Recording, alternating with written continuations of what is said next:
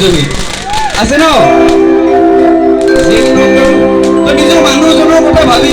তেখেতৰ মুখখন ভাবি একেলগে গাওঁ নেকি আৰু নাচো হৈয়ে পৰা ফুলেৰে মালা গাঁঠিব